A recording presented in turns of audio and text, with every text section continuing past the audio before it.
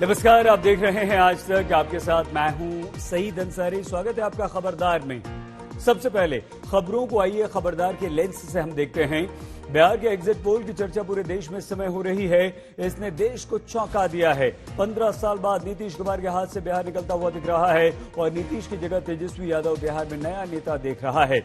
आखिर exit poll में ऐसे अनुमान क्यों लगाए गए हैं? नीतीश कुमार अगर बिहार में फेल होते दिख रहे हैं तो उसका कारण क्या है?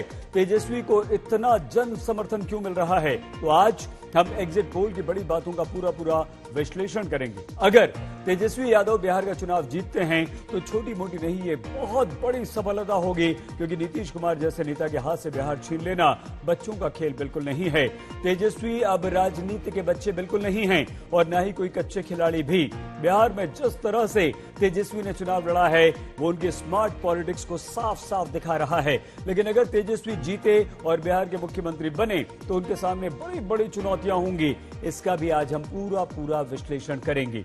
चुनावी राजनीति के बाद आज हम कश्मीर में सेना के खिलाफ दुष्प्रचार का एनकाउंटर करने वाला विश्लेषण भी करेंगे। जब से कश्मीर में सेना का सरेंडर प्लान सफल रहा है, एक एक आतंकवादी सरेंडर कर रहे हैं, तब से इन आतंकवादियों की भर्ती करने वालों के होश उड़ गए हैं। इसलिए अब ये लोग सेना के खिलाफ दुष्प्रचार में जुट गए हैं। इस दुष्प्रचार में ये दिखाने लगे हैं कि सेना कैसे कश्मीर में आतंकवादियों को मार रही है, जबकि सच्चाई तो यह है कि एनकाउंटर में जो आतंकवादी मारे जा रहे हैं वो पाकिस्तानी होते हैं और जो स्थानीय आतंकवादी होते हैं, जिन्हें आतंकवादी संगठन वरगला लेते हैं, उन्हें सरेंडर करने का सेना एक मौका देती है। इसलिए कई बार एनकाउंटर पूरा होने में कई घंटे लग जाते हैं। तो आज हम आपको उन कश्मीरी आतंकवादियों का लाइव सरेंडर भी दिखाएंगे जिन्हें ब्रेन वॉश करके आतंकवादी बनाया गया था। कोई सोच नहीं सकता था कि बिहार कभी नीतीश कुमार के हाथ से इस तरह से निकल जाएगा। 15 साल से नीतीश कुमार बिहार पर राज कर रहे हैं, लेकिन एग्जिट पोल ये बता रहे हैं कि नीतीश कुमार के 15 साल के राज का अंत होने वाला है, क्योंकि इस बार बिहार की जनता नीतीश कुमार को चांस देने के मूड में बिल्कुल नहीं थी। ऐसा क्या हुआ कि 69 साल के नीतीश कुमार पर 31 साल के तेजस्वी यादव भारी पड़ गए? नीतीश कुमार का तीर क्यों निशाने से इस बार चूक रहा है? और क्योंकि बिहार तेजस्वी पर अगर भरोसा कर रहा है तो वो बिहार तेजस्वी पर भरोसा क्यों कर रहा है?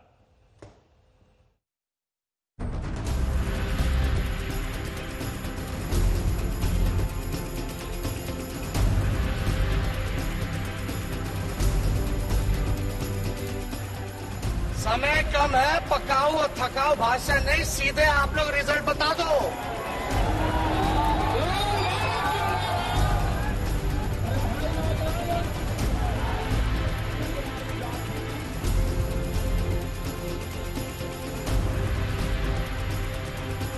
बिहार के एग्जिट पोल ने पूरे देश को हैरान कर दिया है।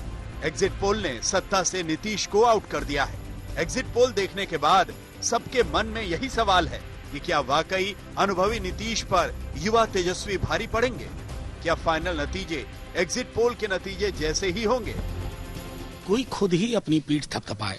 मुजफ्फरपुर की बच्चियों के साथ जो हुआ, बाढ़ में जो हुआ, कोरोना लॉकडाउन के दौरान आप मजदूरों को धमकी दे रहे हो तो तुम्हें घुसने नहीं देंगे, तो आज उन मजदूरों के परिवारों ने यह तय कर लिया कि तुम्हें रहने नहीं देंगे। नहीं, एक डेमोक्रेट के नाते जनता के सभी फैसले हमें स्वीकार हैं, कबूल हैं, और हम नहीं मानते कि जनता कभी गलती करती है।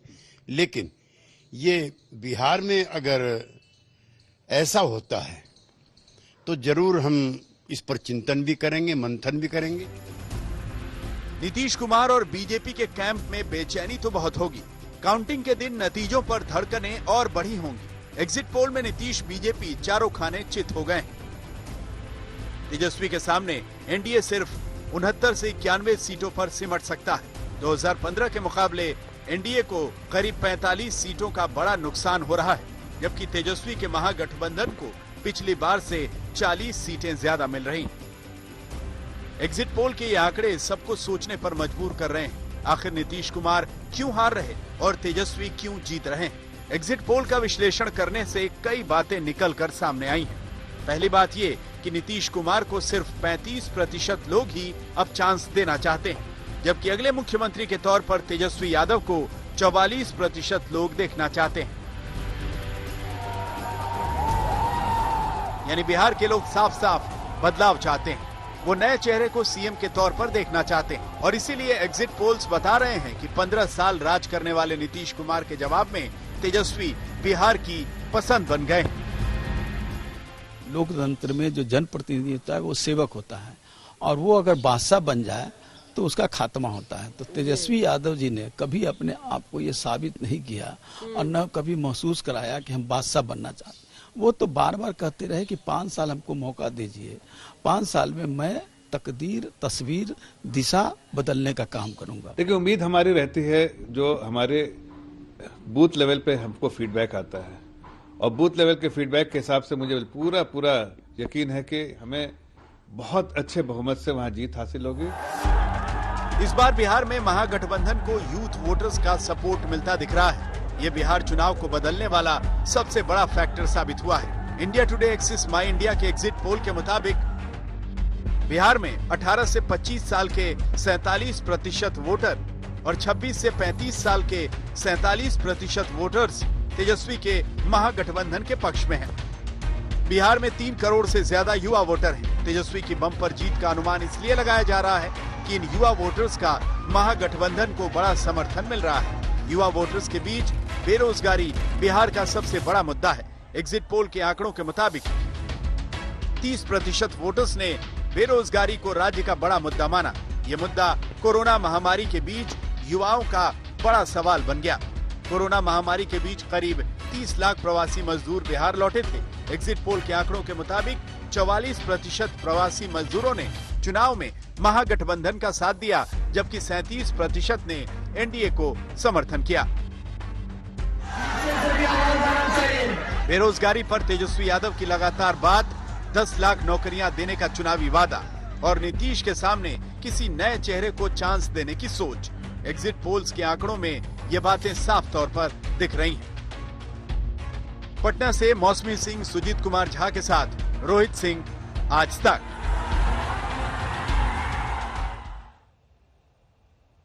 बीजेपी और टीम नीतीश को यह विश्वास है कि 10 तारीख को परिणाम कुछ और होंगे, लेकिन कोई एक नहीं बल्कि सभी एग्जिट पोल्स अब की बार बिहार में एनडीए की हार बता रहे हैं और यह अनुमान लगाया जा रहा है कि तेजस्वी यादव बहुत आसानी से बिहार को जीत लेंगे।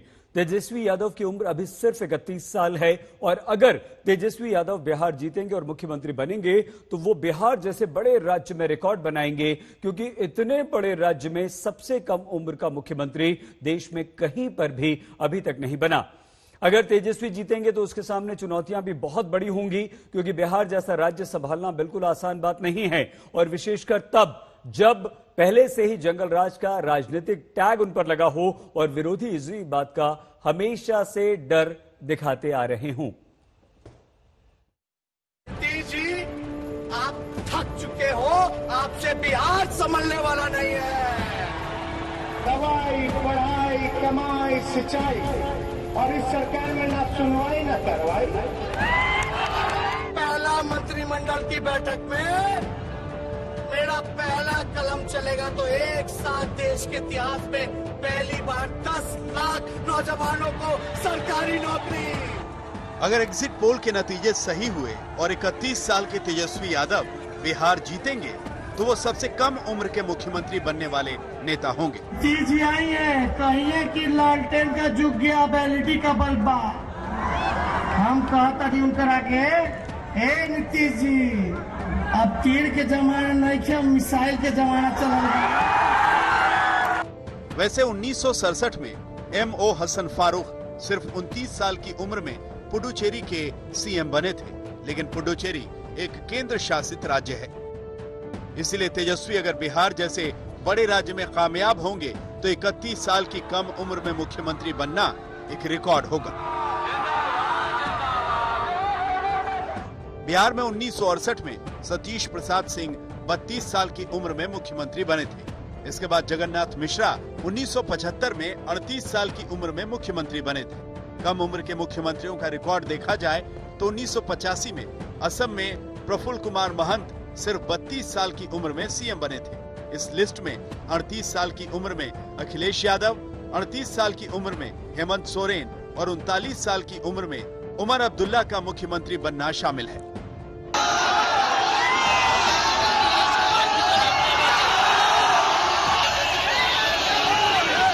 लेकिन तेजस्वी अगर जीतेंगे तो उनकी कामयाबी इसलिए भी बड़ी होगी कि उन्होंने पावरफुल एनडीए के सामने ये पूरा चुनाव अपने दम पर और अपने चेहरे पर लड़ा।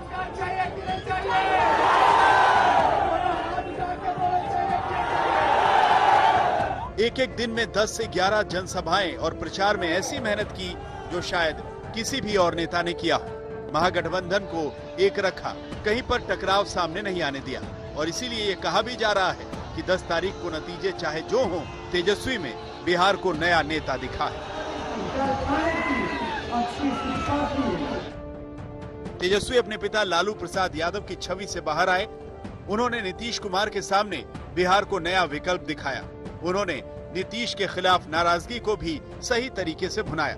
वो प्रधानमंत्री मोदी के हमलों के बावजूद उनसे सीधे टकराने से बचे, लोगों से सीधे जुड़े आर्थिक न्याय और रोजगार के मुद्दे की बात की और ये लगातार समझाया कि राष्ट्रीय चुनाव नहीं, बिहार के मुद्दों का चुनाव है। इसमें 10 लाख नौकरियों के चुनावी वादे पर नीतीश कुमार भी बेचैन हो गए थे।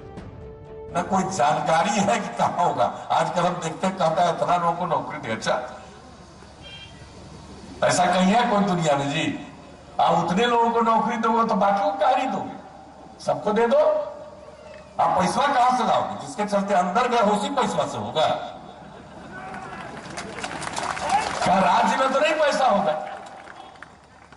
इन लोगों का बजट क्या था? 24,000 करोड़ से भी कम, और हम तो 2,11,000 करोड़ से आगे पहुंचा दिए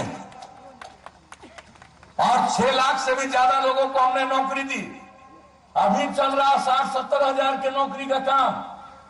तो हर काम जो जरूरी है हम लोग करते रहे हैं, आज जो होना नहीं है, आज जो हो ही नहीं सकता। अगर करोगे तो पैसा आएगा कहां से? ऊपर से आएगा? कहां से आएगा? कि नकली नोट मिलेगा? इसीलिए तेजस्वी अगर जीतेंगे तो उनके लिए चैलेंज यही होगा कि जिन मुद्दों पर वो लगातार बात कर रहे थे वो सिर्फ चुनावी जुमलेबाजी थी या फिर वाकई बिहार के लिए उनके पास प्लान है। हम बड़का झूठा पार्टी नहीं है। हमने कई इकोनॉमिस्ट से, कई विद्वान से हमने चर्चा की है, बात की है।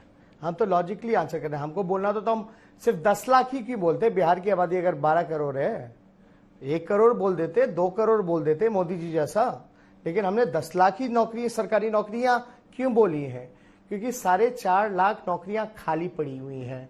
हेल्थ डिपार्टमेंट में, पुलिस डिपार्टमेंट में, इंजीनियरिंग डिपार्टमेंट में, आपका एजुकेशन डिपार्टमेंट में। अगर इनको बेहतर करना है तो आपको वो पद, वेकेंट पोस्ट को भरना पड़ेगा। 5.5 लाख नौकरियां राष्ट्रीय औसत को मिलाते हुए। अगर प्रधानमंत्री जी होते नीति आयोग के चेयरमैन, हर सूचकांक में बिहार सबसे फिसड्डी राज्य है, तो क्या हम राष्ट्रीय औसत के बराबर आएंगे कि नहीं आएंगे? कि हम बिहार पीछे ही रहेगा? तो वो 5.5 लाख हो गई, तो 4.5, 5.5 हो जाता है कुल मिलाकर के 10 लाख। तेजस्वी को अगर नीतीश के सामने बिहार की जनता चुनती है तो ये बड़ा चैलेंज इसलिए भी होगा कि नीतीश ने 15 साल सुशासन के नाम पर राज किया है और आरजेडी के नाम पर जंगल राज जैसे शब्द हमेशा गूंजते रहे। ये प्रचार में भी हुआ था। एक पक्ष है जंगल राज का, जिसने गरीबों के पैसों से घोटाला किया। दूसरा है एनडीए, जिसने गरीबों के अकाउंट में सीधे पैसे पहुंचाए हैं। एक पक्ष है जंगल राज का, जो किसानों के नाम पर बिचौलियों के हित की राजनीति करता है। दूसरा है एनडीए, जो किसानों के सम्मान और स्वाभिमान के काम करता है। एक पक्ष है जंगल राज का, जो अंधेरा वापस लाना चाहता है ताकि लालटेन फिर जले। दूसरा है एनडीए, जिसने हर गांव तक बिजली पहुंचाकर घरों को दूधिया बल्ब से प्रकाशित करने का, रोशन करने का काम किया है। अगर जंगल राज जैसे इतिहास को बिहार भूलकर तेजस्वी को चांस देना चाहता है और एग्जिट पोल के नतीजे इसकी तरफ इशारा कर रहे हैं, तो इस डर को खत्म करने की चुनौती भी तेजस्वी के सामने होगी। पटना से मौसमी सिंह और सुजीत कुमार झा के साथ आज तक ब्यूरो। कश्मीर में सेना का एक दुश्मन, एक चुनौती नहीं है। सेना के सामने एक तरफ आतंकवादी हैं तो दूसरी तरफ सेना के खिलाफ होने वाला दुष्प्रचार। तो आज हम इसी दुष्प्रचार का एनकाउंटर करेंगे और आपको उन कश्मीरी आतंकवादियों का लाइव सरेंडर दिखाएंगे जिन्हें ब्रेन वॉश करके आतंकवादी बनाया गया था। सेना पाकिस्तानी आतंकवादियों को छोड़ती नहीं, लेकिन कश्मीर के जिन युवाओं को वर्गलाकर आतंकवादी बनाया जाता है उन्हें एक चांस जरूर देती है कि वो अपनी गलती को मानकर हथियार छोड़ दें, सरेंडर कर दें।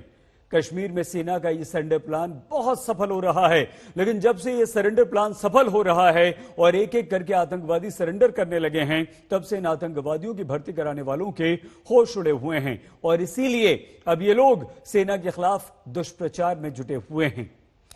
इस दुष्प्रचार में वो ये दिखाने में लगे हैं कि कैसे सेना आतंकवादियों को कश्मीर में मार रही है, जबकि सच्चाई तो ये है कि एनकाउंटर में जो आतंकवादी मारे जा रहे हैं वो ज्यादातर पाकिस्तानी होते हैं। और आगे आओ, इधर ही आगे आओ, इधर आओ। कुछ नहीं होगा बेटा, एकदम आराम। आ जाओ, शाबाश शाबाश, आ जाओ, आते रहो। जर्सी छोड़ दो, जर्सी छोड़ दो। कोई और तो नहीं है, वेपन है। सेना की कश्मीर में ऑपरेशन घर वापसी की रणनीति हिट है। आतंकी हथियार छोड़कर सरेंडर कर रहे हैं। एकदम आराम। आ जाओ, शाबाश शाबाश। सेना उन्हें आखिरी मौका दे रही है।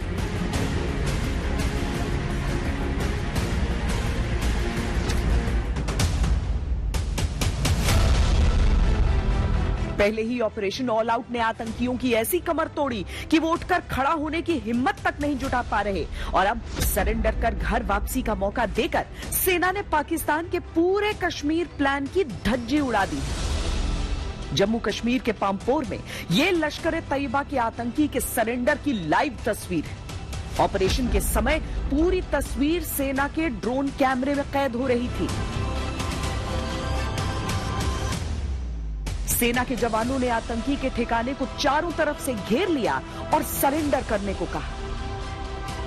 आतंकी का सरेंडर कराने के लिए सबसे पहले सेना ने उसके डर को खत्म करने की कोशिश की। लगातार समझाया गया कि उस पर गोली नहीं चलाई जाएगी। कोई नहीं चलाएगा। बोला गया कि कोई फायर नहीं करेगा ताकि घिरा हुआ आतंकी घबराने की जगह सरेंडर करे। रणनीति ये थी कि आतंकी को भरोसे में लेकर खुले में लाया जाए। यहां सेना ने आतंकी का भरोसा जीता था, अब बारी आतंकी की थी।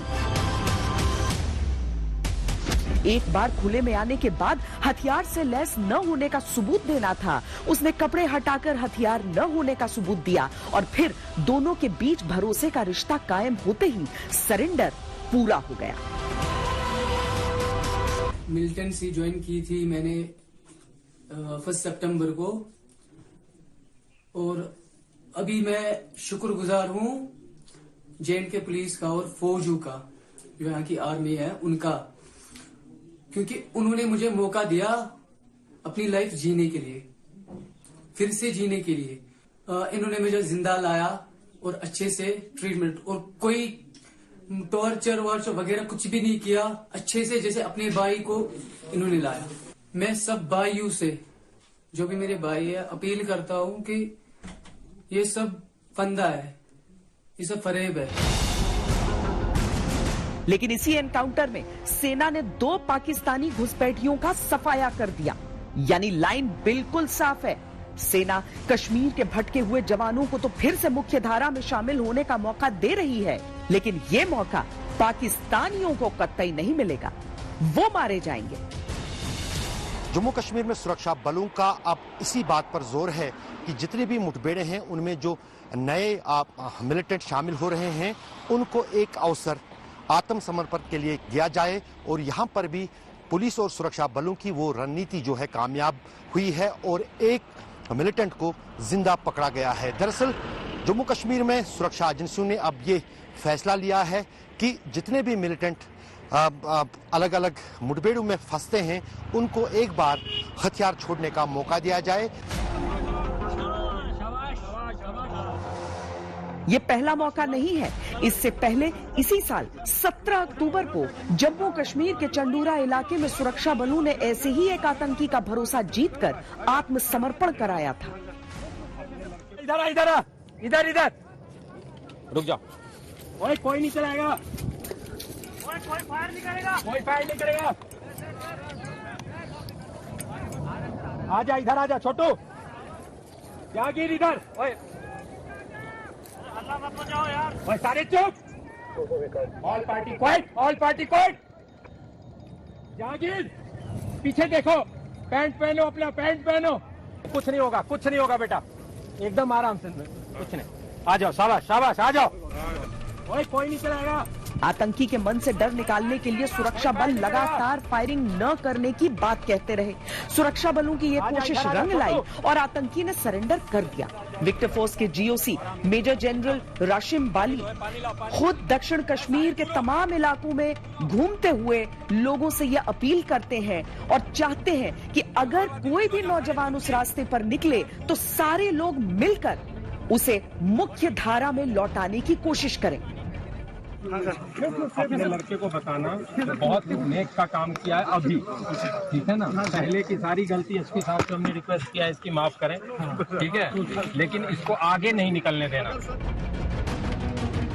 आतंकियों को जिंदा पकड़ना या सरेंडर कराना हमेशा ही जोखिम से भरा ऑपरेशन है, जहां दोनों तरफ विश्वास की कमी रहती है। पल भर में कुछ भी हो सकता है, एक गलती और फिर खून खराबा तय। ऐसे में घिरे हुए आतंकी का सरेंडर भी बड़ी कामयाबी है। ऑपरेशन घर वापसी सेना की बदली हुई रणनीति का सबूत है। सेना की प्राथमिकता कश्मीरी आतंकियों को मारने से ज्यादा उन्हें सरेंडर कराने की है, ताकि कश्मीर में आम लोगों का भरोसा जीता जा सके, आम कश्मीरी के घर बर्बाद होने से बच सके।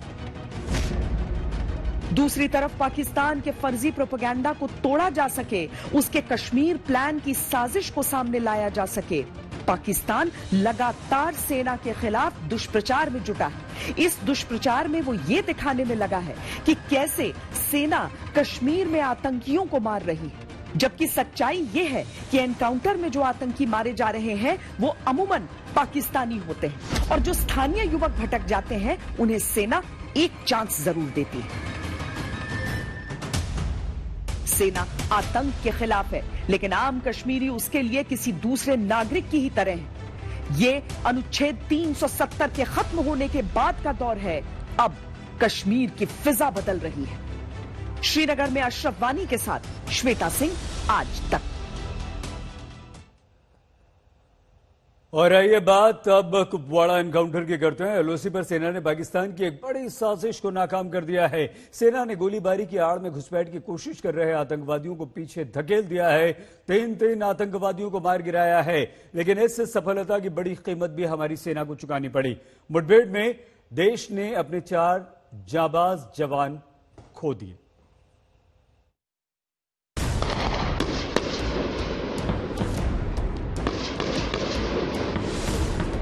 उत्तरी कश्मीर के कुपवाड़ा में लाइन ऑफ कंट्रोल के बिल्कुल करीब पूरा इलाका भीषण गोलीबारी से गूंज उठा।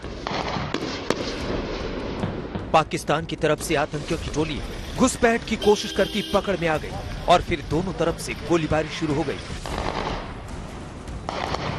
7 और 8 नवंबर की दरमियानी रात करीब 1 बजे गश्त के दौरान माछिल सेक्टर में घुसपैठियों की कुछ हलचल देखी गई। गश्त कर रहे जवानों ने सीधे चुनौती दी तो आतंकी फायरिंग करने लगे। बीएसएफ जवानों ने फायरिंग का मुंहतोड़ जवाब दिया और एक आतंकी को तुरंत मार गिराया। वहीं बाकी आतंकी वहां पहाड़ियों में छिपने में कामयाब रहे। एनकाउंटर शुरू होते सेना के जवानों ने मोर्चा संभाला, पहाड़ों को घेर लिया गया। जंगलों में पोजीशन ली आतंकियों की तलाश शुरू हुई। सेना ने सर्च ऑपरेशन के दौरान 2 और आतंकियों को ढेर कर दिया। घुसपैठ की कोशिश नाकाम कर दी गई। आतंकियों के पास से एक AK-47 राइफल, 2 बैग बरामद किए गए हैं। लेकिन इस पाकिस्तानी साजिश में सुरक्षा बलों को भी भारी नुकसान हुआ है। गोलीबारी में सेना का एक अफसर समेत 4 जवान शहीद हो गए। शहीद होने वालों में बीएसएफ का एक जवान भी शामिल है। सुरक्षा बलों ने लाइन ऑफ कंट्रोल पर घुसपैठ की एक बड़ी कोशिश को नाकाम कर दिया है। अभी तक फिलहाल 2 घुसपैठिए मारे गए हैं, जबकि इस ऑपरेशन में बीएसएफ का एक जवान और सेना के 2 जवान भी मारे गए हैं। सेना ने अधिक फौज जो है उस इलाके में बुलाया है और महा तलाशी अभियान घुसपैठियों के खिलाफ जारी है। जम्मू कश्मीर में बर्फबारी से पहले आतंकियों के घुसपैठ की कोशिश बढ़ गई है। सूत्रों के मुताबिक सीमा पार 300 आतंकी घुसपैठ की फिराक में है। एलओसी के करीब 22 आतंकी लॉन्चिंग पैड्स हैं। हालांकि आधिकारिक आंकड़ों के अनुसार इस साल अभी तक घुसपैठ में कमी आई है। दरअसल भारी तादाद में सैनिकों की तैनाती और पेट्रोलिंग में तकनीक के इस्तेमाल से घुसपैठ रोकने में मदद मिली है। श्रीनगर से अशरफ वानी के साथ आज तक ब्यूरो। और अब खबर गुजरात की। एक सप्ताह के अंदर प्रधानमंत्री नरेंद्र मोदी ने गुजरात को दूसरा सबसे बड़ा तोहफा दिया। आज भावनगर और सूरत के बीच फेरी सेवा की शुरुआत कर दी गई। ये इलाके लोगों की एक पुरानी मांग थी। इस सेवा के शुरू होने से 12 घंटे का सफर अब सिर्फ 4 घंटे में पूरा किया जा सकेगा।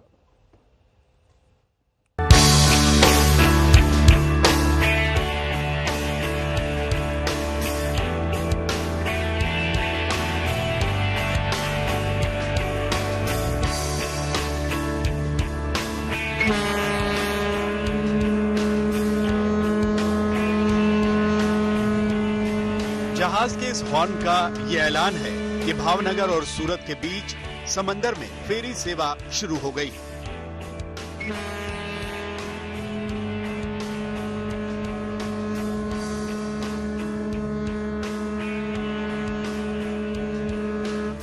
एक सप्ताह के अंदर प्रधानमंत्री नरेंद्र मोदी ने गुजरात को एक और बड़ा तोहफा दिया है। लोगों की बहुत पुरानी मांग पूरी हो गई।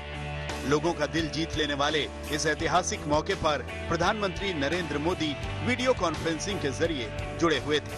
पीएम ने न सिर्फ जलमार्ग का उद्घाटन किया बल्कि वहां मौजूद लोगों से सीधे बात भी की। इस प्रोजेक्ट के शुरू होने से सौराष्ट्र और दक्षिण गुजरात के क्षेत्रों में रहने वाले लोगों का बरसों पुराना सपना पूरा हुआ है। मैं समझता हूँ कि बहुत ही खुशी का माहौल है। व्यापारी, कारोबारी हो, कर्मचारी हो, श्रमिक हो, किसान हो, स्टूडेंट्स हो, हर किसी को इस बेहतरीन कनेक्टिविटी का लाभ होने वाला है। आज एक तरह से गुजरात के लोगों को दीपावली के त्योहार का ये बहुत बड़ा उपहार भी मिल रहा है। आपको नक्शे के जरिए समझाते हैं कि नई फेरी सेवा कैसे लोगों की जिंदगी को बदलने वाली है। दरअसल फेरी सर्विस सूरत को भावनगर से जोड़ेगी। घोघा और हाजिरा के बीच सड़क मार्ग की दूरी 375 किलोमीटर की है, लेकिन समंदर के रास्ते ये दूरी घटकर सिर्फ 90 किलोमीटर ही रह जाएगी। पहले जिस दूरी को कवर करने के लिए 10 से 12 घंटे का समय लगता था, अब उस सफर में 3 से 4 घंटे ही लगा करेंगे। फेरी सेवा की शुरुआत से न सिर्फ समय और ईंधन की बचत होगी, बल्कि राज्य के सौराष्ट्र क्षेत्र में पर्यावरण और धार्मिक पर्यटन को बढ़ावा मिलेगा। तो हम लोग को ट्रेन से जाना पड़ता था या तो बाय रोड भी जाते थे, तो मैं अकेली कभी नहीं जा पाती थी। लेकिन अभी अगर मुझे अकेली भी जाना है, मेरे घर से कभी मेरे कोई भी बड़े हैं, मम्मी है, किसी को भी साथ में लेके जाना है, तो मैं गाड़ी में इजीली जा सकती हूँ। और ये रोड फेरी चालू होने से हमको बहुत फायदा होगा। शॉर्ट टाइम में जा सकते हैं, 1 डे में जाके वहाँ से आ सकते हैं। गाड़ी यहाँ से चढ़ा के वहाँ से शाम को रिटर्न आ सकते हैं इधर। इससे वजह से बहुत फायदा होगा। गुजरात में समंदर 1600 किलोमीटर में फैला है। दक्षिण गुजरात और सौराष्ट्र के बीच समंदर है और फिर सौराष्ट्र और कच्छ के बीच भी समंदर है। ऐसे में जमीन के रास्ते ये दूरी बहुत ज्यादा है। ये वजह है कि फेरी सेवा की शुरुआत की गई है। ये रोपैक्स सर्विस आदरणीय प्रधानमंत्री जी के कर कमलों से लोकार्पण हुआ है। मैं मानता हूँ कि गुजरात के विकास के लिए, देश के विकास के लिए एक नई दिशा और नया द्वार खुला है।